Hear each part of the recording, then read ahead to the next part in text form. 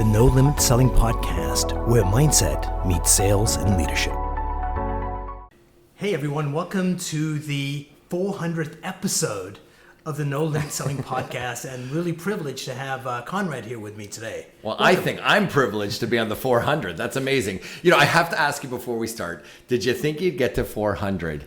And when you thought about this, like, where did you think it would end up? I actually didn't think about it. I'm one of those people that if I exercise, I need to exercise every morning. Mm-hmm.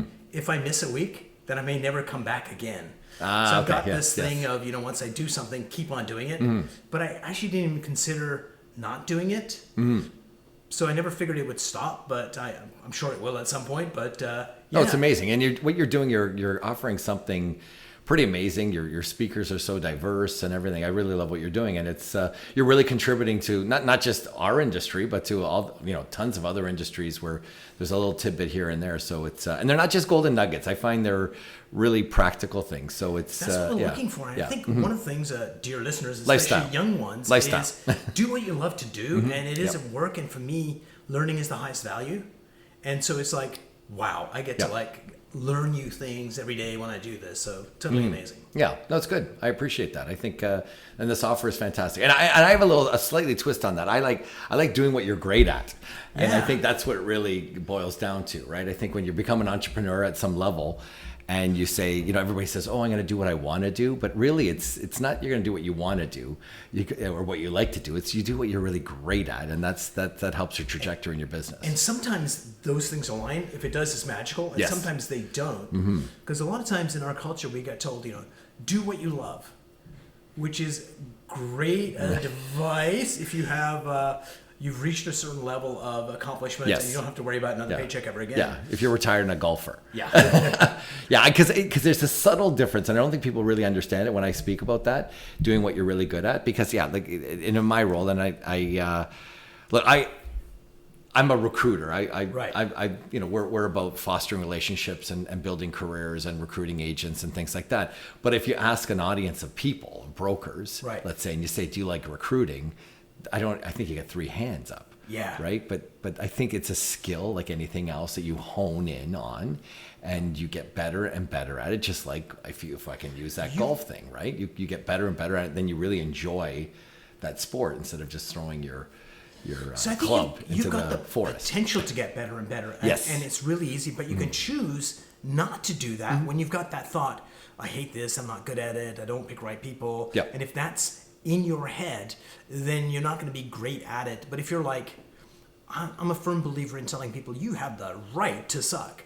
Yes. And it gives them permission to go try it. And if it fails, it doesn't make a difference because iteration and getting better is the pathway to success, what you just described. Oh, yeah. And the thing is, I think look, let's say you hate it so much. Right. So what you're going to do is you're going to create something. You're going to create a platform. You're going to create a system that's going to make it easier. It's not going to be pushing up a rock up a hill. It's going to be pushing a rock down a hill. You're going to have that natural momentum. And I think that's really what it's all about. Because the way I looked at it was, I hate this. I hate this. Right. I hate this. You hate the rejection. You hate about it? Well, I just think the rejection, all that kind of stuff. And the other piece too is like, everybody knows their strength. I'm more, I can sell my company. And even when I was selling real estate on the ground, on the kitchen table, like I could sell it all, but I didn't have that back end organization of the follow up and all that kind of thing. So the minute I realized I'm good at the sales, but not the service part, and I was able to hand this service part off to somebody else. That's when I gained true success, and that's what happened to me. But again, I always wanted to sell. I'm great at selling, but then that follow up was where I had the problem. And that's where the money is, right? At the follow up, for sure. Well, the last mile, man. It's all about that last effing mile. So I think there's 2 places. Yeah. It's that first foot. Yes. And the last mile. Yeah. So when I teach people how to cold call, it's like, it's the first 15 seconds is the only thing that counts in the entire world. Because if you do that well, you're in a conversation. If you're in a conversation, you know what to do. It's just that scariness of that first 15 seconds. Yep. So if you break it down and say, okay, you can break anything down. So to go to Mars, it's really easy. All you need to do is build a rocket, fuel it, send it to Mars. But of course, it's a lot more complicated than that. Absolutely. And then it's like, okay, we need to hire the first engineer or whatever. So in this business, at one level, real estate is a simple business at the same time is complicated because what's happening in here is our biggest enemy. Yeah. So tell me about an agent that you had that you were mentoring that once you figured out, helped them overcome whatever that block was, that they blossomed, that they always had the skills, but when you got them that shift, something amazing happened. Yeah, this agent that comes to mind, probably 7 or 8 years ago, very much knew the sales piece, very confident about the sales piece, and had different sales type roles in the past, but I think the systematization was always lacking, and I saw a lot of him, me and him, so to speak. So I kind of looked at where he was, and he, like I said, he understood people, understood their motivations. But again, he was just missing that complete back end, because when he was in a sales career before, the sales order, once he got the sale, he handed it over to somebody else. But starting out in this business, you don't have that luxury. Right. So now you have to be that person that you're handing it back to, give it and then come back to you. And then now the real work begins. So I think seeing what he's done, and as a matter of fact, now he's really progressed and he's doing something very much in AI, realizing that AI for that kind of that follow up and onboarding and all that kind of thing is critical to his or to her business or whoever it might be. So that whole adopting that. So it's really a great thing to see him, his change and his transformation, right? And AI is pretty amazing. We won't go into that, but I'll tell you a quick AI story. Yeah, go ahead. Yeah. So I opened up a company here in Canada about 2 weeks ago. And so I'm at the bank getting the bank account opened up, and the phone rings. It's the bank manager who controls 3 branches, has an issue. So the person helping me is saying, Umar, it's my boss. Can I look after her for a few minutes? I say, yeah, sure, take care of business. Yeah. So while I'm sitting there, I need a contract for the new company. And so I go to ChatGPT and say, hey, I'm starting this new company. We're going to have a hardware piece and a subscription piece, and I want to make sure this is protected, that's protected, da-da-da. So I take about a minute to describe. Please write me a contract that's valid in Ontario. Oh, yeah. And hit go, and in a minute, it writes up a contract.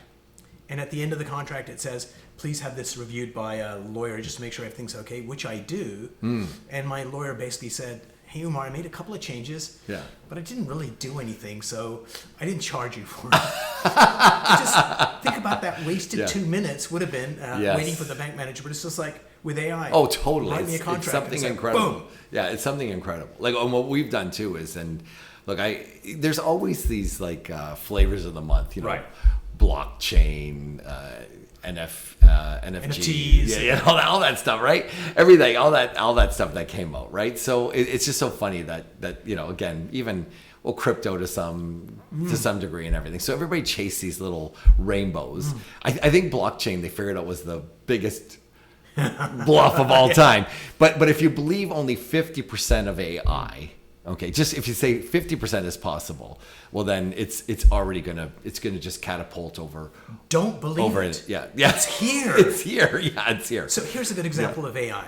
So my wife has been trying to find this book that she read a long time ago, and it's about scientific prayer, and she's been buying books from Amazon. Damn it, that's not it. Yeah. That's not it. Yeah. So she's telling me what's going on. I said, hold on for a second, ChatGPT. Hey, I'm trying to track down a book. It's about scientific prayer, and here are the 4 questions that are in the book. And it says researching. Here's the book. Here's the author. Yes. Here's what it is. It's like, wow. Wow. Oh yeah, cuts through the red. Yeah. But the one thing that always came to me when they were talking was data. Right.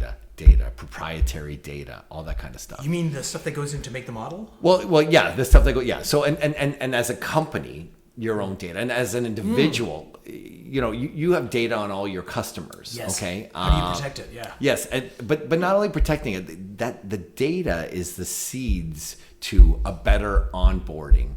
The data is the seeds to make better decisions, and that's the thing that people don't understand. If you've never been keeping this data somewhere, and if you're starting today and you're grabbing from other data sources, it's not as powerful. So we have an appointment report every week. For 14 years, we've studied appointments from Fort Erie all the way to Oakville. Right.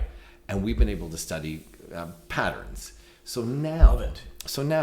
when I see some numbers from today, like this week's, So we have a thing called the appointment to show the showing to sold ratio. Right. So 9 showings, 10 showings, 15, 20, what have you. Well, I found out we're down in showings. Hey, Conrad, overall. could you stop bouncing the Oh, table? sorry. Yeah, sorry. So we're down for the same period, for the same 6-month period.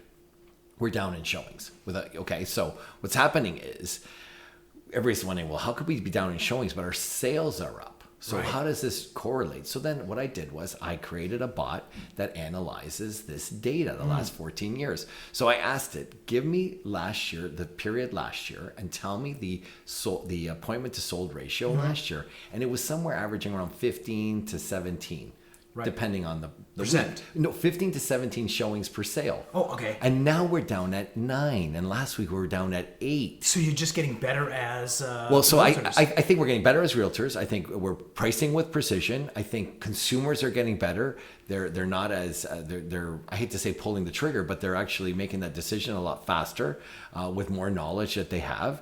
And yeah, we're seeing less showings. Yes, absolutely. But again, people are taking the action much quicker. And I think maybe last year there was a period of more uncertainty that people were just kind of kicking tires and seeing what they could afford and dipping their toe in it, where now there's this promise of, interest rates coming down in Canada and the US, and there's that more optimism. So they're deciding, okay, I'm going to jump into this. But I think without that, you know how long it would have taken me to go back and find that? Like, it's not even possible. So I think data is, my worldview, data is useless unless you have analysis. Yes. And most of us don't have the patience or intelligence to do that analysis. Now with AI, it's like anybody can do it. It's like we've got the data, and you could also say, take a look at the data and any insights that you're getting. So even if you don't ask the right question, you can let it go, oh, did you notice that XYZ? So a brand new world that we live in. I've heard, there's been fire as, one of those massive thing that changed the world. And now they're talking about AI being at the same level of fire as changing our society. Thoughts on that? I think you're right. Well, when you start to think of all the things, the disruptive technology, well, the internet. Like I remember, because I'm an older guy, and the dawn of the internet, late 90s, we all thought we were going to be out of a job. And a lot of agents thought, well, I'm the purveyor of this information. Now they can go and find it themselves. And I don't even think at the time we thought they could find sales data and all that other stuff that they can that we've layered on top of it. So what do they need for us? But our jobs and our roles morphed into something else, and the volume that we did, the volume of sales that we've done, and I think to a small degree, DocuSign really changed. A lot of how things are done, how lawyers do things, how we do things as realtors and things like that. But yeah, I'm with you on that, because I never start a day with a blank page at all.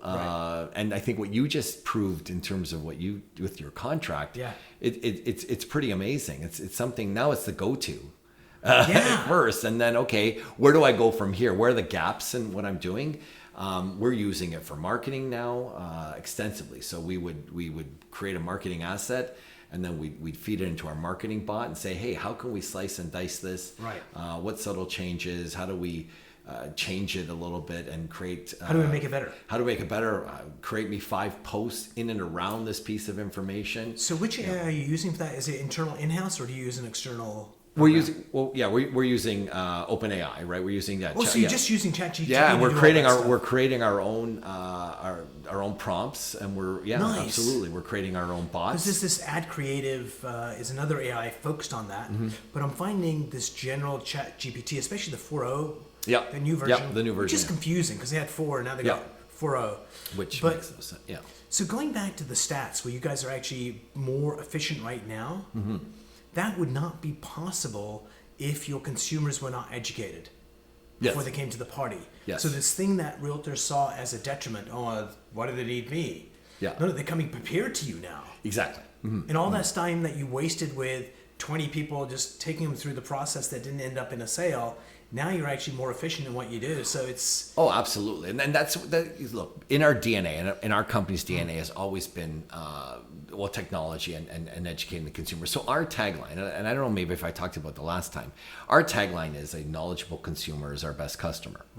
So back in the day when I was a kid, Right. and we're right on the border, so we used to get a lot of Buffalo television. So there was this guy. It was called Sims. It was a predecessor to Kohl's, but also to the what's the clothing store you can buy stuff that it's not end of lot.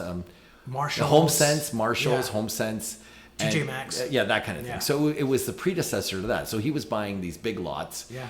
And his tagline was that a knowledgeable consumer is our best customer, because they knew that what these the value of these designer clothing and it was deep discounted, so they knew how to jump on it. So what happened was, again, being a product of Buffalo and U.S. News, U.S. TV, he was a local Buffalo businessman. He would say this thing over and over again as I was a kid. Then I find out he goes bankrupt. Doesn't he lose the trademark? Oh, wow. So trademarked it? Yes, so I trademarked it. Right? Because I've always believed that and again, we are knowledge brokers. Yeah. Well, I think many businesses are knowledge brokers. Like, teaching people how to, Geek Squad, they're knowledge brokers. They're everybody. Best Buy, all these people are knowledge brokers to some degree. So people research, find out the product, and then move on. And Amazon to some degree, because people are researching the product. Amazon's serving you up ratings and all kinds of things, and getting your knowledge base up much higher for you to make that decision to buy. And I've always felt that was something that we were beholden to do in real estate. So again, the more of these tools and things that we can take advantage of and empower consumers and empower agents, the better off we'll be. So here's something kind of interesting. Your tagline, a knowledgeable consumer is our best customer. Now, at one level, that is a platitude, and you can actually do that. It's like a nice slogan, but you can also mean it. And what's interesting is customers that come here, and if you're just using a slogan, it's just like but they can feel when it's real. It's like, I think that is one of the things that separates realtors that are going to be great at this business versus ones that are going to do okay, that may reach a certain level and not go beyond it. It's that authenticity of, this is who I am and this is who I'm portraying to be. So thoughts on that, like when you have a sense of being, this is who I am, and you could be a flawed individual, but there's some level of authenticity and trust that gets developed with your clientele. Yes, absolutely. As opposed to saying the right things in the right way. Yeah, and I've never been that, because I didn't have a memory for that. Right. I couldn't remember those schmaltzy scripts. I used to go to all these real estate conferences. You have to remember these scripts. I couldn't do it. To me, it was always a dialogue. Right. And I, you wanted to find out. They were always worried about the motivation, the buyer's motivation, seller's motivation. I'm more curious what you're thinking. Like, Umar, what are you thinking right now? What are you thinking right now about this market? And to me, that's more than the motivation, because I think people could be motivated to move. Like in the U.S. right now, you're seeing, the market is so stagnant because 70% of the population have mortgages 4% or lower. So if they move, they break their mortgage, and they're going to be, over 7%. It'll kill them, Yeah. So unless you really, really, really need to sell, right, because you're moving, relocating, or what have you, you're not going to do it. You're going to stay put. You're going to, that's just the way it is. I'm going to wait for these rates to change before I move on, right? So that's not a motivation, because families are still getting bigger. You know what I mean? Like, marriages are still happening. People are having kids and so on and so forth. But they need more space, or things are changing, but it's not enough to move the needle. And that goes back to thinking. What are they thinking right now? They're thinking, is this the right time to jump in? So it's not anything to do with motivation. It's really what's in the mind of the consumer. And the only way you can be innovative is if you walk in the shoes of the consumer and understand exactly what they're feeling and knowing right now, and how they're making decisions, right? And I think underlying that is when you're authentic and you really care, it builds up a bridge of trust. And when you have a bridge of trust, then you can ask that question and get the right answer, as opposed to, I'm not sure I trust you. Yes. Someone told you, this is kind of what I'm thinking. So once you get that trust, all the barriers go down, and people tell you, hey, Conrad, I'm really scared of whatever, and this is what I'm thinking. And you can address the real issue as opposed to a phantom issue. Yeah. So something else. Yeah. And you get to the core of the onion much faster. Yeah. And I think that's so important right now. And so individuals can use AI by, creating a bot that looks at all the questions that their clients have asked over the years, like all those emails and texts that you got. Wow. Feed it in, and now you'll have responses ready. You'll build FAQs, you'll build drip campaigns for clients as you're nurturing them along the process, because all these years of dealing with your tribe and your customers and the things they ask, and it's the same things over and over again, maybe a little twist and a little turn, but now you can now systematize that and give a better experience to the consumer. And actually, I think consumers are looking for us to know before it actually happens. Right? Like they want us to be They want you to be clairvoyant. Yes, intuitive. Totally. And that's the thing, right? I think an AI can make you more intuitive in what they're thinking and feeling. Right. What's kind of interesting is, in a very real way, human beings have not changed. No.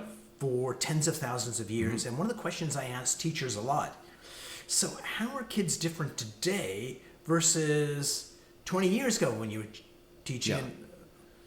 That's a great Usually question. there's not a lot of difference. It's like, well, actually, there's not. The toys are different and the distractions are different, but pretty much they've not changed. Because I had this illusion that we're getting smarter. They're going, no, they're not getting smarter. But we're getting more effective with AI and some other tools. Yeah. Efficient. Yeah. So right now, you've got a wealth of information on all those email, text interchanges. Yeah. How many agents in the flock right now?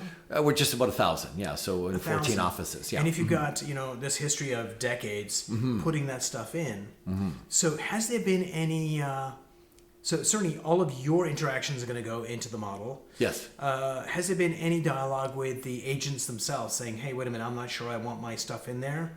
No, I think it's pretty, look, as long as it's a, I hate to use the word, well, quick pro quo, right? Like, so as long as they're getting something out of it, and they're saying that, they're going to get global information on a higher level, right, that they'll be able to share with their clientele. So we have a thing called tools, our own proprietary tools. Nice. And basically, we've created a thing. Hey, who is the best for your mindset? Umar. You know what I mean? It's going to tell you. And these are the things, these are some courses that Umar has produced for RE/MAX Escarpment and RE/MAX Niagara, if you want to take a look at them. If not, you can contact Umar. So we're building that into our tools. And that's very much an awesome. AI. Yeah. So, and that's a part of it. But now the data part is very interesting, because what we're showing them is this, that they'll be able to understand how. Well, let's say if they put all their home inspections in one spot, all the results of all their home inspections, and they'd be able to scan these home inspections, and then tap their buyer on the shoulder and say, hey, we've scanned the home inspection. It's the spring is coming. Remember they talked about caulking your windows. See, it's just that little thing where they can give you that little nudge. That relevant information that is a nudge. Yes. And if it's like hi, are you still thinking of? Yes. It's a different vibe than the caulking. So totally brilliant. Yeah. So that kind of thing. So again, it just enhances what I can do on behalf of my clients and things like that too. Even creating events, it adds value. Even creating events, like there's always this thing about events that you do. Like we do client events for agents do that. But again, we've been doing these big, large family skates and movie theater things, but not everybody wants to go to them. So I think we have to be a little bit more bespoke and create these micro moments, micro events for consumers based on what they like and what you've been able to gather from the years of working with them, right? So I can get a tool, whatever that tool is, and start using it immediately. Yes. And 2 years down the process, I kind of go, well, this sucks. Reality, I suck, because I'm really not sure how to use it. Then I go seek out professional help to say, oh, Umar, you need to tweak this, tweak that, and all of a sudden start getting the results that I want. And I think AI is going to be the same way. And I think one of the things that you're doing is getting an AI conference that shortens that learning cycle, so people can come in and go, okay, I want to embrace this new technology, but how do I do it in an intelligent way so I start getting ROI on my investment? Yes. So tell us about the conference. When so it's September 26th and 27th. It's Niagara Falls Convention Center, because we did get a lot of people from the U.S. interested in that whole thing. So cross-border? So it'll be cross-border. Niagara's a great spot. And we've got some events planned, fun events and networking, things like that. But we're going to do a little bit something different. We're actually going to, all the attendants that are going to come, we're going to send them like a tick sheet and things. These are the things that we want you to have prepared before you come. So it's useful. Yes. So these are the things that we feel for you to get the most out of this conference. We feel that if you could do these 5 or 6 things before the actual event, then things will be much more crystal clear, and you'll get more out of it. Because I've always wondered, well, I got the one nugget. Like, this is not a one nugget thing. This is a journey, and you have to understand this too. People are looking at AI as, oh my God, we're going to replace our jobs and the whole bit and all that kind of stuff. I think there's so much uncertainty and so much misunderstanding of what AI can do and where to start. A lot of people don't know where to start. It's like social media when it came to when we had Facebook and Instagram. What do I do? How much personal? All that kind of stuff. And if you know, nobody even talks about that anymore. We've completely moved on. but it was challenging at the time. And we ended up just opening up, revealing ourselves totally to this. Yeah. So that's going to be excellent because basically if they come prepared, they can actually, this gives them context. Totally, yes, and we have a guest speaker. Neil Patel will be here. 1 day event, 2 day event. It's a 1.5 day event, absolutely. And there's little breakout sessions and masterminds, and the thing is, it's not going to be. This is not a motivational thing. This is a roll up your sleeves. Let's get to work. Real people that are real agents, real mortgage people, real brokers that are actually so in this industry, all the people that that are really all the components of the industry that are actually, we've got some lawyers involved and things like that as well, that are actually using it and showing people how it is possible and how we can get the job done and be that much more productive. And look, our goal is from a predictive standpoint. So we want to take all this showing data, and now we're going to be implementing all our sales data. So now, over the last 14 or 20 years, and we'll be able to say, okay, I'll be able to go to my bot and say, okay, tell me something. When the appointments were at this level, when all these, all the different data points were at this level, how did it translate into sales? Right. And what happened? And what were the price points? Because you see, we are doing showings based on price point, geographic area, all that kind of thing. So now, when you overlay it rather with real sales data, now you've got this opportunity to almost have something that's predictive. Right. And we can say, look, this is what happened last time. This is the price point. This is the area that really shot up. So now can you imagine we'll be able to give that information when we're sitting at a kitchen table and we can say, Southeast Burlington, when we saw showings like this back in May, the first week of May, and now we're like the third week of May, this is what it translated into afterwards. Your home is precisely the price point and area based on these numbers where you're going to have the most benefit of putting your house for sale right now, right? And that's what people want. What's really interesting is I do a lot of workshops, and one of the things when I workshop my workshops, it's like I didn't really get good results in this section over here. So what I need to do is in the morning set the expectations for that exercise. And as soon as I do that, that same exercise is dramatically more effective and it gets great reviews from people. And what you're doing with what you just suggested is setting the expectations for the customer so they feel grounded and safe and they say, oh yeah, I totally get this, rather than I'm not sure what he's talking about or she's talking about. It's like a level of certainty and trust. And so totally amazing. Yeah, and then you can come together and make this decision and people understand it. So like the more knowledge, we can actually tell people, honestly, maybe this is not the precise time. But, they know it and they say, look, in my life, I have to do it now. So now you've managed that whole expectation. Yeah. So that customer journey is going to be that much better because you were transparent. I think that's where the real thing is. And it's always been transparency. And if you think about in this business, and when I started out, and I'm going to evolve into something here because we had just talked about this before we started, but my advice to somebody starting off new, I'm doing your work now. Let's do a nice transition. But mine was always transparent. So I've been like 30 years in the business, and I had kitchen table, and I started doing leases. When I did it, how did I get business? I started, leased homes and townhouses and condos and things like that, and I got to know the areas that much better. And then I started with very low end price points, and then kind of graduated up to different price points. But the thing was, mine was always about the transparency and what was going on in the transaction. I really included my consumers in it, and the trials and tribulations of all the negotiation and everything. I was very open. Back in the day, we used to go to their house and bring the offer. Oh, yeah. And sometimes it'd be 11:30 at night, and I would be able to go word for word, describe exactly what happened at the kitchen table, what we talked about, where I saw the wife looking around at the point that this is real now, and you know what I mean, and just all the observations I had, and I would articulate that to my clients to show this is what's happening. We may have an opportunity with a closing date. Maybe there's a money thing here, so just make them part of it, because people don't move as frequently, right? They're moving like say 5 to 7 years, and I just wanted them to have the complete experience, what I was seeing through my eyes, to describe them and how to make a proper decision of how much we could push the seller or the other agent in terms of the negotiation. I think that's what I did early on, and I think that's what it's all about. Now with AI, you've got this other bucket of information that you could see trends and what's going on in the industry and consumers and all that kind of stuff. Makes you smarter and shortens the amount of time you have to invest 100%, in doing that. 100%. And more accurate. Yes. Yeah, and you can almost, I'm not saying it's a pure predictive outcome, but you'll be able to guess it a lot closer, time on market and all that kind of thing, right? So for a realtor, at one point in the past, it was like your network of friends brought you leads. Yes. And in traditional sales, you have to do outbound lead generation, which was hard to do back then.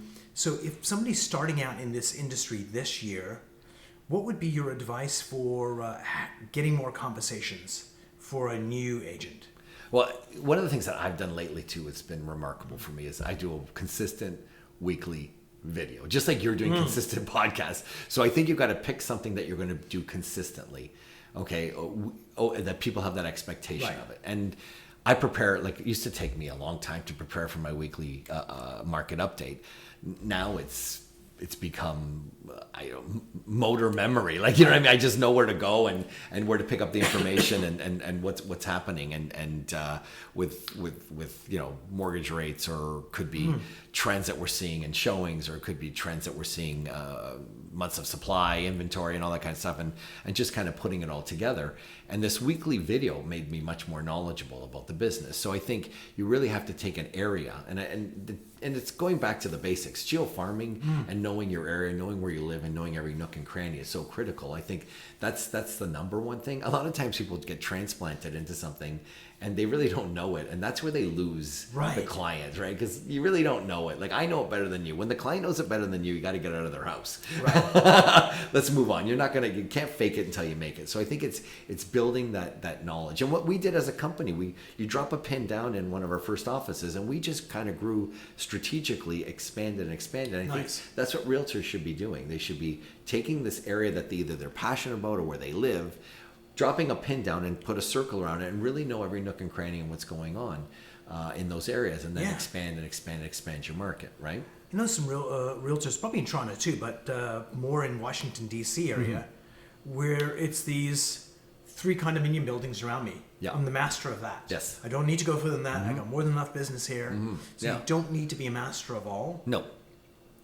And in terms of how you reach out to your constituents, you can pick one lane. You don't need to be a master of 12 different things that I'm doing. Pick one that you're good at and just do that. And there's niche. There's also niche farm Yeah. things. Like there's investment, around golf courses, lakefront, luxury. There's all kinds of things that you can kind of start to get, have a branch, a division of Conrad Zurini Real Estate Inc. and a division of it would be lakefront, that kind of thing. And you just kind of get your head around all that and know everything that there is to know about lakefront properties or farms or rural or anything like that. So niches come in different shapes and sizes, right? So do that, and then the next phase, once you get that conversation and you get an appointment with somebody looking to sell something, list it, or somebody looking to buy something, let's say on a listing thing. So you go on that listing appointment. In this day and age with AI and competition and knowledgeable consumers, what's your best advice for new agents when they step into that home? What do they need to do, and has anything changed from the past? Well, I've always felt that you have to tell people, and my trust bridge is built by telling someone 2 things they didn't know. And I think and you have to have that, you have to be prepared with that kind of information. I think if you tell somebody two things they did not know, you build a huge trust bridge. Like, I didn't know that. Nice. The other agent didn't tell me that. So like, it's just deeper dive into the information, into the data, and how to create something that you can quickly articulate to them in very simple. Because you're right, we only have that, what did you say, the first 15 seconds. Yeah, you don't have that much time, right? So you really got to be talking about something that is pretty poignant, and you can't be going round and around. It's got to be direct. I think that, there's a book called Smart Brevity, which is I'm a real fan of it, and it's speaking. It's you don't have to be so wordy. Be more concise. Say less with more. That's our espresso machine cleaning itself, self-cleaning. It's the AI in the espresso machine. So, but yeah, that kind of thing. So at the end of the day, I really feel that the more knowledge that you have, because I always tell a story about somebody that worked in a bank, and they got a job. They ended up getting their master's. They got an MBA, and they're in a bank branch, and they're in the kitchen, at the lunch break in the lunchroom, and the guy said, hey, I'm gonna kill this. I'm gonna rise to the occasion. I got my MBA and blah blah blah. I'm gonna be the smartest guy in the room. And then the guy beside him says, well, I got my.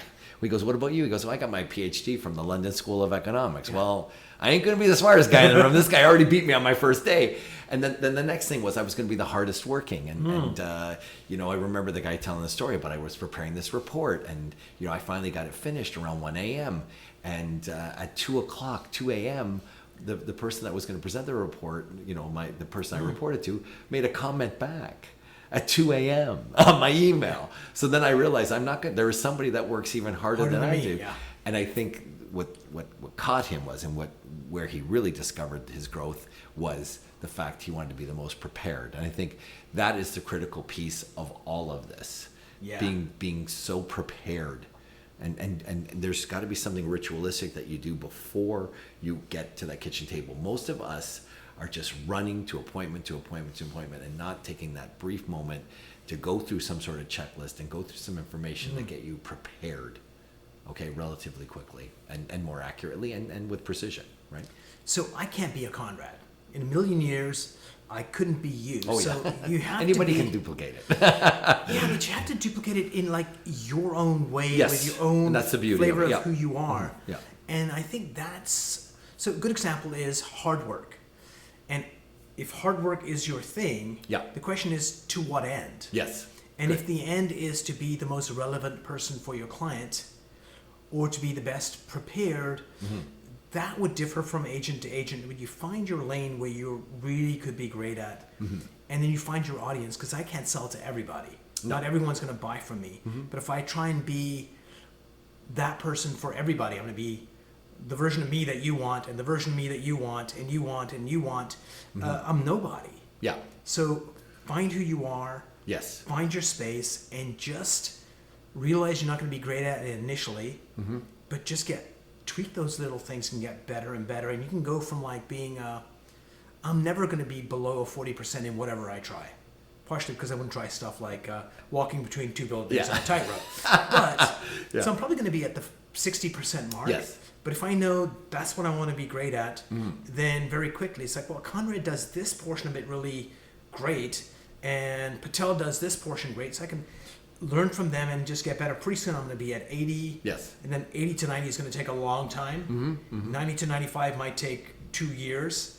But I could be freaking fantastic at that really, really quickly. Oh, absolutely. If I know where I want to end up. Yeah. And I think really being honest with the gaps, where the gaps are in your life and in your knowledge base, and how you backfill those gaps. It's either self-learning or attending conferences, or maybe you're hiring the expertise that already has a lot of that and brings you along with them. So there's a combination of things that come into play. But I think you're right. I think and you didn't. I was going to say, oh my God, he's not going to say that authentic you.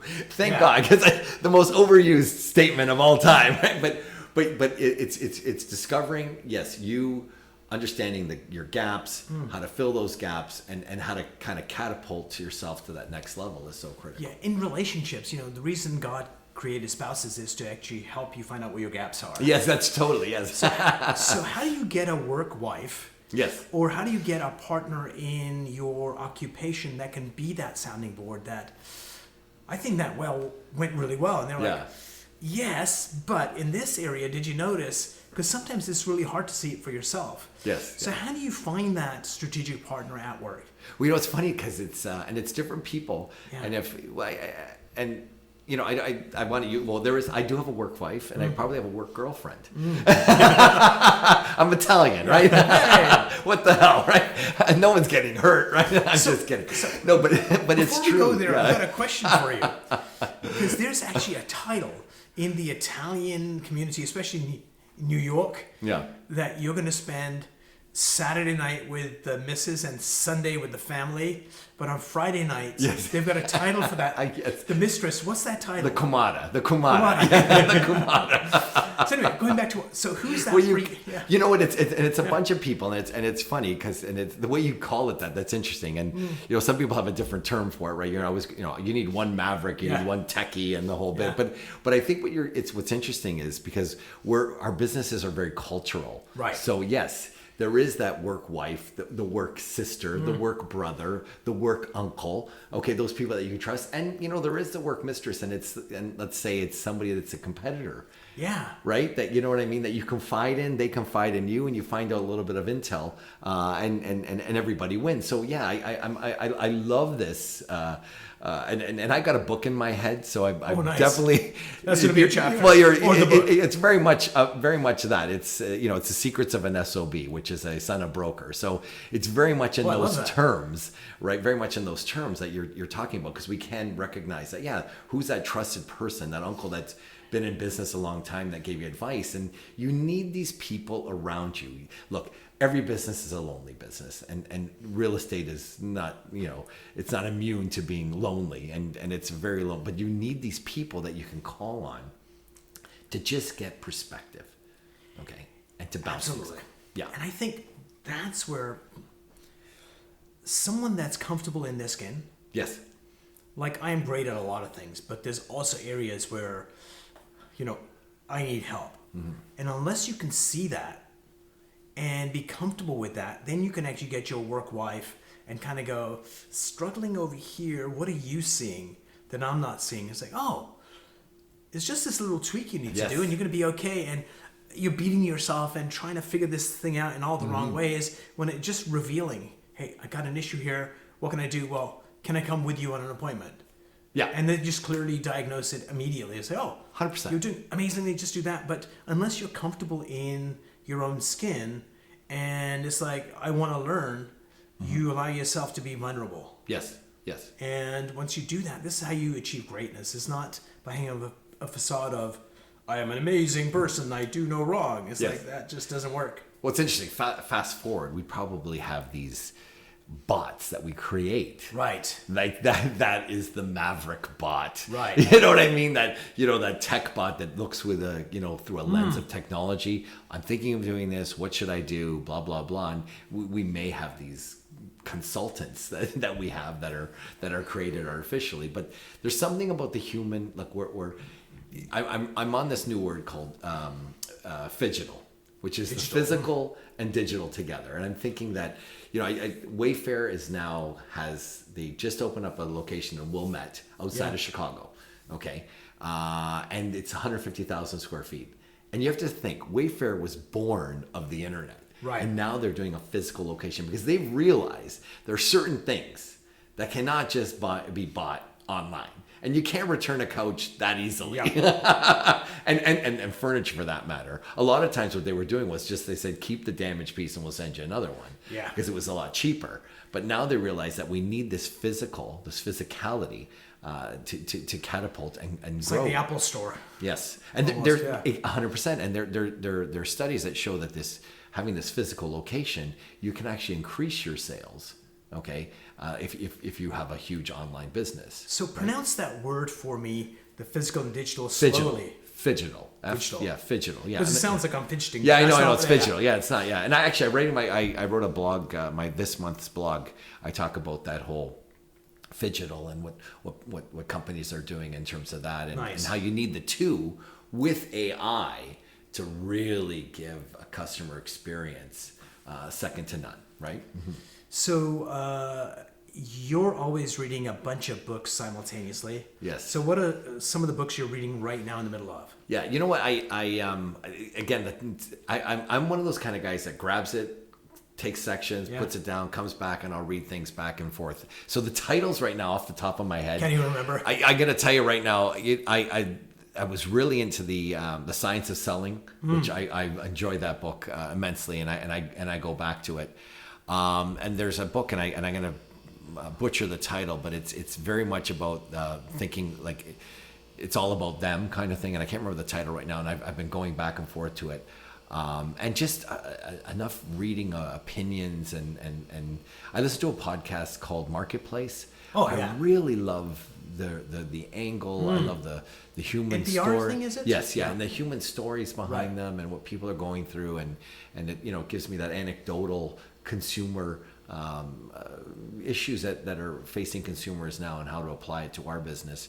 Yeah, I'm very much into that sales world, organization, and things like that. And there's another one called The Invisible Sale. So and basically it's more and how do you, because I develop courses. So the course now I'm doing is it's geo-farming technically, but it's niche farming. It's becoming that expert, right? That expert, right? And how do you do that? And how do you go from becoming that expert, and how do you showcase that expertise, and how do you broadcast that expertise and things like that? So it's really that I'm taking an old concept and bringing it to today. And I think there's this everything is about being an influencer, and I think if you use that title, the influencer, what are the attributes of an influencer, and what are they doing?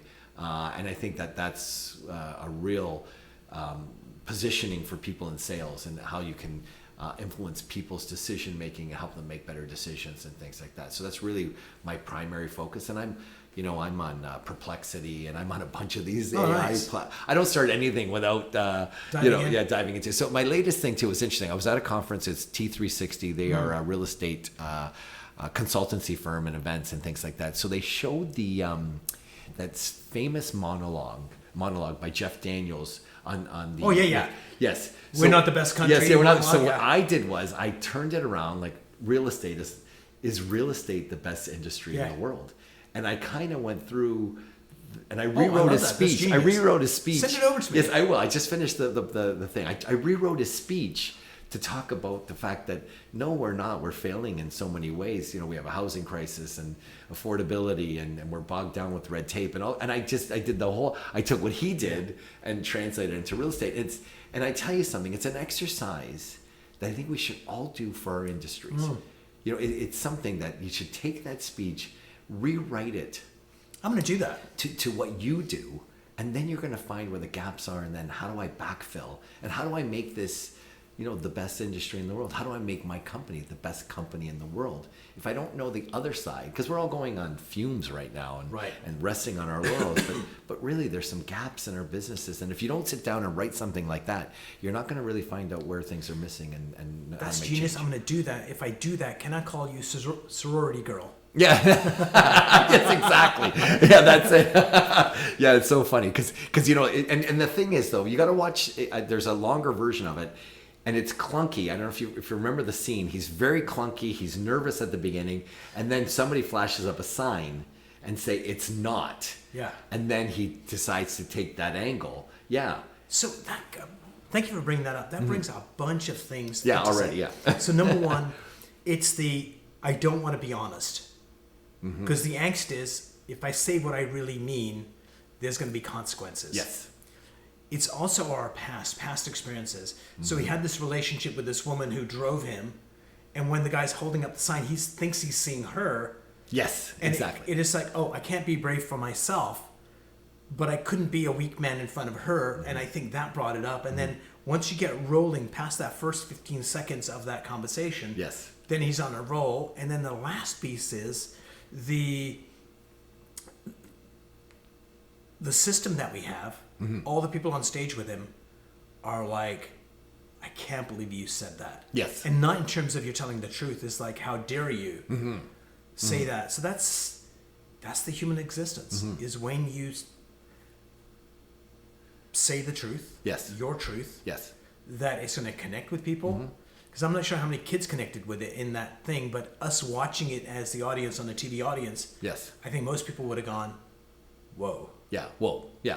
It's one of those defining moments. Yeah, absolutely. And I think, now that I'm thinking about my response, and again, yes, you're right. When I first wrote the speech, I don't know if I could have published it. Right. Right. I don't know if you can go down a path that is truthful, that our people are just, and my industry is very much guilty of it. Per capita, the amount of agents per capita is outrageous. And, Do you remember this speech? I'm mad as hell and I'm not going to take it anymore. Of course, yeah. So I've kind of wanted to do that, but I've not done it. Yeah. But I think we're at this inflection point right now. So there is a lot of fear in the last decade or so. And I think here's what I think is happening. By the way, dear listeners, I'm probably full of shit, but here it goes. Is that we went from hunter-gatherers. Yes. And then somebody had this crazy idea about farming. Yes. We need to settle down. I bet you there was a bunch of hunter-gatherers like, we can't do that. This is what we've always done. Creates a lot of angst and a lot of fear. And it took, I'm not sure, 100 years, 200 years for us to kind of say, yeah, this farming thing's really good. Same thing in the Industrial Revolution. They had the Luddites. Yes. These machines are stealing our jobs. It's going to destroy our way of life. And then we had technology coming in. And I think we're actually coming to the technological age right now. Computers, internet was just the 1 millimeter step into this space. And now with AI, it's going to steal my job. So I think there's a lot of fear right now. Yep. What's going to happen? And that's why there's so many strong men around the world right now. Trump coming back to the U.S. as well is a good example of that. Yep. But we're going to get through this. Yes. And the way to do that is to embrace who you are, learn all you can. Yes, 100%. And so agree on that? Yeah, I couldn't agree with you more. Yeah. AI is going to be the most pivotal change in our generation. And sometime in September, there's going to be an opportunity to learn more about that. Yes. So tell us about the conference again before we September part company. 26th and 27th at the Niagara Falls Convention Center. And again, these are people that are practitioners, and roll up your sleeves, and you're going to come out with a series of steps and things to do right away in your business that will really augment what you're doing and leverage. It's really about leveraging your time and your commitment to this business in such a very, very special way that can help your clientele, and that's what we're going to be all about. So it's brokers and mortgage people and agents alike that are actually working with AI today, and what the future will hold with AI down the road, and how business models will change, and all that kind of thing. So I think one of the most important mantras from yesterday has been work smarter, not harder. Which is an easy thing to say, but a freaking hard thing to do. We're at this point in our world that if you come to this conference, if you learn AI, that you'll be able to actually do that. Because you can actually do AI badly and still get the illusion you're working smarter, but you're really working harder. Get it right in this 2-day event. Absolutely. Change your career. Yeah. And I'm like working better. I think it's working that much better and having so much more impact, a deeper impact with those relationships and your clientele and potential prospects and things like that we all need and we want to fill our pipelines and making it that much more rewarding. I think that's really what it all is too. I think work has lost that rewarding component of it. And I think AI, and I think there's this look. I'm not the Chicken Little guy. I'm the Pollyanna when it comes to AI. I'm looking at it. This is something that will make us better, more informed, and just this whole transaction that we've done just to be more seamless, more positive. You're not going to, when that phone call rings, or you see that troubled client, I don't want to answer that. But now you can probably diminish all those bad calls because of what you did with AI and integrate it into your business and into the customer journey. It's just going to make that much more of a pleasant experience for everyone, and you included, and you as the conductor of whatever you're doing, right? The conductor is going to have that entire orchestra at their feet and be able to control it with very small gestures. Think of a conductor. Oh, yeah. And I think AI is going to is that baton that we all need. And look, music's not gone away. Yeah. Right? It's still as important to our lives as possible. And yeah, there is the other side to AI and all this thing that they're talking about. And it's funny because the other day I was, you get deep into this AI phenomenon, especially when you're talking about actors and writers and things like that. It's kind of interesting. We might see a time when all production of series were all AI generated, and absolutely, that's a. I mean, Tony Soprano in the Sopranos. Mm-hmm. After the first season, the woman that played his mother, died. Mm-hmm. Opening of season 2, they had her for a few seconds to close that loop off. That was entirely generated. Yes, mm-hmm. And when I saw that, it's like they're gonna have Brad Pitts that don't exist. That will be box office. Mm-hmm. Like we can't make a movie without this AI doing that character, so they may be in somebody else's movie, but yeah, it's gonna be. Well, I think we're gonna be able to create our own content. Like I think what's gonna happen is we're gonna say, I love The Sopranos, and create me a series, that's got 2 seasons with a finale where the main character gets killed. Yeah. You're going to create your own. I think down the road you're going to be able to create your own content. I like Joseph Campbell. I want the hero's arc in it. Yeah, exactly. That whole thing that you'll be able to create your own. It'll even help you with prompts, and it will create something just tailor made for you that you'll enjoy. It's much different than if you like this. You're going to be. If you like this, you can create this. So my beautiful wife, Sheena. Yes. We're coming up to the first anniversary. Yes, that's amazing. Yes. And she's a bit of a Luddite when it comes to computers. So she said, Umar, show me AI. Yeah. And so she went, her first time using AI yesterday.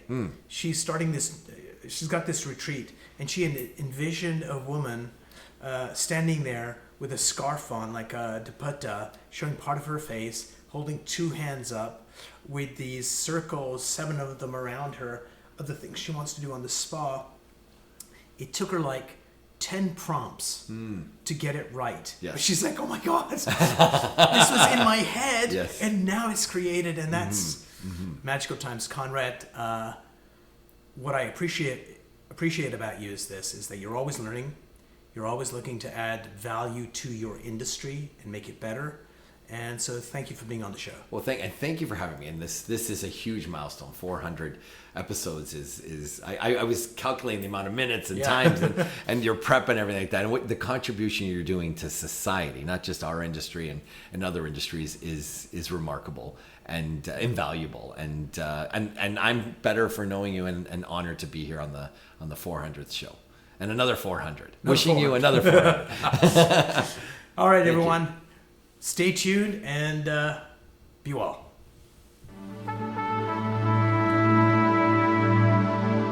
If you enjoyed this episode, please go to iTunes and leave a 5-star rating. And if you're looking for more tools, go to my website at nolimitselling.com. I've got a free mind training course there that's going to teach you some insights from the world of neuro-linguistic programming, and that is the fastest way to get better results.